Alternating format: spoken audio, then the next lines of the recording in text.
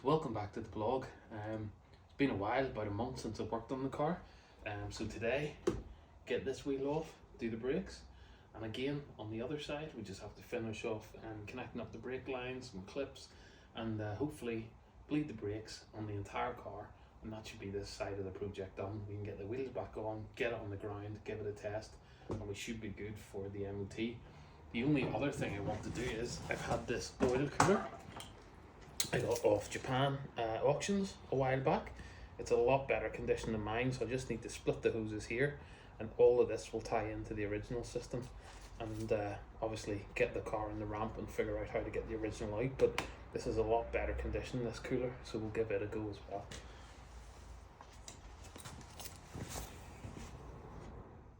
Okay, so I've topped up the brake header tank. I need to tighten up these, but as you can see, the new brakes are looking well so far. I just need to degrease a lot in here. I got some brake cleaner. Basically it spurted out when I was bleeding them, thanks to my mom actually, who sat in the car. Look at the shine on this so far. So here we go, we've got the nice new discs and pads and everything.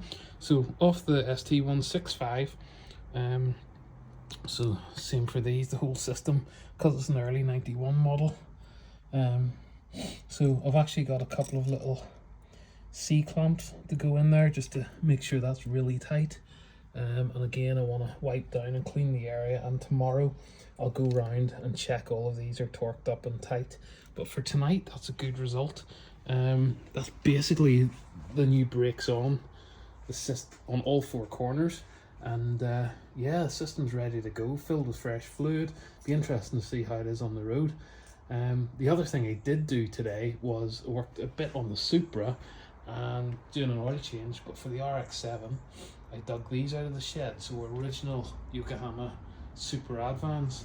I think they'll look really well on there. Because the center caps are missing, I think long term I'll probably just paint this black, maybe give them a bit of a refurb, but I was fully expecting to have to paint all these, but when I took the packaging off, it turned out really well.